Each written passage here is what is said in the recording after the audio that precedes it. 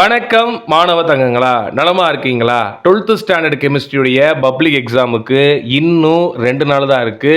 இந்த குறுகிய காலத்துல நீங்க தவிர்க்காம படிக்க வேண்டிய கன்ஃபார்ம் 5 மார்க் கொஸ்டின்ஸ் எது எது அப்படின்றத யூனிட் வைஸா இந்த வீடியோவில் பார்க்க போகிறோம். நமக்கு 5 மார்க்கில் வந்து பார்த்தீங்க அப்படின்னா 2 மார்க் 3 மார்க் அப்படின்ற காம்போ தான் நிறையா இருக்கும். ஆனால் ஒரு சில யூனிட்டில் வந்து பார்த்தீங்க அப்படின்னா முழுசாக 5 மார்க்கு அப்படின்ற கொஸ்டின்ஸ் இருக்குது. அந்த கொஸ்டின்ஸை தான் யூனிட் வைஸாக சார் இங்கே கொடுத்துருக்கேன். இதை ஸ்கிப் பண்ணாமல் பாருங்கள். இது கண்டிப்பாக உங்களுக்கு யூஸ்ஃபுல்லாக இருக்கும். ஏன்னா காம்போவில் ஏபி அதில் 1 and 2ல் ஏதாவது ஒரு கொஸ்டின் தெரிஞ்சு தெரியாமல் நமக்கு மார்க் போகிறதுக்கான வாய்ப்புகள் அதிகமாக இருக்குது. துண்டா 5 மார்க் வரக்கூடிய கொஸ்டின்ஸ் எல்லாம் படித்து வச்சிட்டோம் அப்படின்னா நமக்கு வந்துச்சு அப்படின்னா ஈஸியாக அந்த ஒரு கொஸ்டினை அட்டன் பண்ணி என்ன பண்ணலாம் அப்படின்னா நம்ம 5 மார்க் வாங்கிடலாம். அப்படியான கொஸ்டின்ஸை யூனிட் வைஸாக இங்கே நான் எடுத்து போட்டிருக்கேன். புக் இன்சைட் கொஸ்டினாக இருந்துச்சு அப்படின்னா பிஐ அப்படின்னு மென்ஷன் பண்ணியிருக்கேன். அது மட்டும் இல்லாமல் அது எந்த பேஜில் இருக்குது அப்படின்ற மாதிரி நான் இங்கே போட்டிருக்கேன். இந்த வீடியோ உங்களுக்கு ரொம்ப யூஸ்ஃபுல்லாக இருக்கும். ஸ்கிப் பண்ணாம முழுசா பாருங்க. யூனிட் 1ல வந்து பாத்தீங்க அப்படின்னா zone refining process, electro chemical extraction of அலுமினியம்னாலும் சரி, இல்ல ஹால் ஹெரால்டு ப்ராசஸ்னாலும் சரி, அது ரெண்டும் ஒரே கொஸ்டின்ஸ் தான். Principle of electrolytic refining with an example, application of Ellingham diagram, book inside question, page number 12 and 13ல இருக்கு. இதுக்கு ஒரு 3 வருஷம் ஆல்சோ முன்னாடி கேட்டுக்கிட்டு இருந்தாங்க. இப்போ சமீப காலமாக கேட்கல, இந்த வட்டம் நம்ம எதிர்பார்க்கலாம். அடுத்து ஃபோர்த் ஃப்ளோட்டேஷன் மெத்தட், இதுவும் வந்து பாத்தீங்கன்னா புக் இன்சைட் கொஸ்டின். யூனிட் 2 அப்படின்னு பார்த்தோம்னா ஸ்ட்ரக்சர் ஆஃப் டைபூரேன், முக்கியமான கொஸ்டின். இது ரேரா தான் 3 மார்க்ல வருது. இல்ல எப்பயுமே 5 மார்க் நம்ம கை கொடுக்க வாய்ப்பு இருக்கு. அதனால இது தவிர்க்காம படிச்சிருங்க. இது எப்படி வரைகிறது, இது ஸ்ட்ரக்சர் எக்ஸ்பிளைன் பண்ணி ஆல்ரெடி வீடியோ போட்டிருக்கோம். அந்த வீடியோ லிங்க் டிஸ்கிரிப்ஷன்ல கீழே இருக்கு, பார்க்காதவங்க பார்த்துக்கங்க. அடுத்து what is silicones, preparation of silicones, இது புக் இன்சைட் கொஸ்டின். யூனிட் 3ல எல்லாமே 2 மார்க் 3 மார்க் காம்போ தான் இருக்கு. அதனால யூனிட் 4 போயிட்டேன் சார். யூனிட் 4ல வந்து பாத்தீங்கன்னா compare the lanthanide and actinides and what is lanthanide contraction, write the consequences of lanthanide contraction. இது 5 மார்க்ல கேட்டிருக்காங்க. அதனால கண்டிப்பா படிச்சிருங்க. பிரிப்பரேஷன் ஆஃப் பொட்டாசியம் டைக்ரோமேட், அதையும் பார்த்துக்கங்க. அடுத்து யூனிட் 5ல வந்து பாத்தீங்கன்னா போஸ்ட்லைட்ஸ் ஆஃப் வெர்னர் தியரிஸ், அப்புறம் அந்த based on VP theory explain why chromium NH3 6 3+ is paramagnetic while nickel CN4 2- is diamagnetic. இப்படின்ற மாதிரி கொஸ்டின்ஸும் 5 மார்க்ல ரிப்பீட்டடாக கேட்டிருக்காங்க. அடுத்து வந்து பாருங்க ரொம்ப ரொம்ப ஈஸியான கொஸ்டின். அதாவது write the oxygen state, coordination number, nature of the ligand, magnetic property and electronic configuration in octahedral crystal field for the complex அப்படின்னு ஒரு காம்ப்ளெக்ஸை கொடுத்து இது 5ஐயும் கேட்பாங்க. 5 மார்க். ஒவ்வொரு வார்த்தை தான் ஆன்சரு. இந்த மாதிரி கொஸ்டின்ஸை நீங்கள் தவிர்க்கக்கூடாது.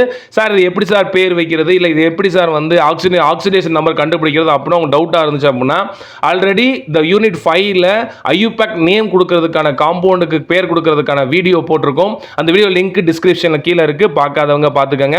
Right the importance and applications of coordination complex, இது புக் இன்சைட் கொஸ்டின். இது படிச்சீங்கன்னா உங்களுக்கு ஒன் வேர்டுக்கும் யூஸ்ஃபுல்லா இருக்கும். அடுத்து யூனிட் 6ல வந்து பாத்தீங்கன்னா ரொம்ப ரொம்ப முக்கியமான question, differentiate between crystalline and amorphous solid. 5 mark துண்டா அப்படி படிச்சிருங்க. Packing efficiency of BCC book back question, packing efficiency of FCC book inside, page number 192ல இருக்கு, பார்த்துக்கிட்டாங்களா? அப்புறம் ரெண்டையும் சேர்த்து கேட்பாங்க. Schottky defect, Frenkel defect ரெண்டையும் சேர்த்து கேட்டு 5 மார்க் வரலாம்.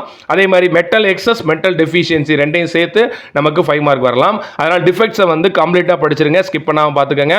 அடுத்து யூனிட் 7ல வந்து பாத்தீங்க அப்படின்னா integrate rate law for the first order reaction, அதே மாதிரி integrate rate law for the zero order reaction. 5 mark வரதுக்கு பாசிபிலிட்டி அதிகமா இருக்கு. Next collision theory of bimolecular reactions, ரொம்ப ரொம்ப முக்கியம். அப்படியே துண்டா 5 மார்க் கொஸ்டின் படிச்சிருங்க. Define half life period of the reaction so that the first order reaction of half life, இங்க முதல்ல நீங்க half life னா என்ன எழுதணும், அப்புறம் அது ஃபர்ஸ்ட் ஆர்டருக்கு என்னவா இருக்கு அப்படின்றது எழுதணும். What is elementary reaction and differentiate order and molecularity of the reaction, இதுவும் 5 மார்க் வர வாய்ப்புகள் இருக்கு. Unit 8 derive Ostwald dilution law, ரொம்ப ரொம்ப முக்கியம். 5 மார்க் வர வாய்ப்புகள் அதிகமாக இருக்கு. Derive an expression for the hydrolysis constant and degree of hydrolysis of salt of strong acid and weak base, இதுவும் 5 மார்க் வரதுக்கான வாய்ப்புகள் இருக்கு. யூனிட் 9 பொறுத்த வரைக்கும் ஸ்டேட் கோல்ட்ராஸ் law and write its application. Application வந்து பாத்தீங்கன்னா 3ஐயுமே படிச்சு வச்சுக்கோங்க. அடுத்து describe the electrolysis of salt and NaCl இதுவும் படிச்சுக்கோங்க, 5 மார்க் ஒரு வாய்ப்பு இருக்கு. அடுத்து ரொம்ப முக்கியமான கொஸ்டின் வந்து என்ன, describe the construction of Daniell cell, write the cell reaction, முக்கியமான கொஸ்டின் படிச்சுக்கோங்க, அப்படியே 5 மார்க். அடுத்து derive an expression for Nernst equation, 5 mark அதிக பாசிபிலிட்டி இருக்கு, படிச்சிருங்க. Unit 10 differentiate between chemisorption and physisorption, லட்டு கேள்வி, இது நீங்க ஈஸியா படிச்சிருப்பீங்க, அதனால ஒரு எழுதி பார்த்துக்கோங்க. ஏன்னா ஹெட்டிங்கை மாத்தி போட்டுறாதீங்க. டிஃபரன்ஷியல் கொஸ்டின் பொறுத்த வரைக்கும் பிள்ளைகளோட கூடிய மிகப்பெரிய தப்பு வந்து என்னன்னா ஹெட்டிங்கை மாத்தி போட்டுறாங்க, மொத்த கொஸ்டின் தப்பாயிடும். அதனால ஹெட்டிங் படிச்சு ஒவ்வொரு பாயிண்டா படிங்க. அடுத்து வந்து பாத்தீங்கன்னா இன்டர்மீடியட் காம்பவுண்ட் ஃபார்மேஷன் தியரி, அடுத்து அட்சார்ப்ஷன் தியரி, ரொம்ப ரொம்ப முக்கியம், ரெண்டு தியரியும் படிச்சுக்கோங்க. Describe some feature of catalysis by zeolites, அதை பத்தி எழுதணும், அதுவும் முக்கியமான கொஸ்டின் தான், பாத்துக்கோங்க. யூனிட் 11 ரொம்ப ரொம்ப முக்கியமான book inside question, Lucas test, அதே மாதிரி விக்டர்மேயர் டெஸ்ட் ஈக்குவேஷன் படிச்சு எழுதி பார்த்துக்கோங்க. கண்டிஷன் கண்டிப்பா எழுதணும், பேஜ் நம்ம கொடுத்துருக்கேன் பார்த்துக்கோங்களா.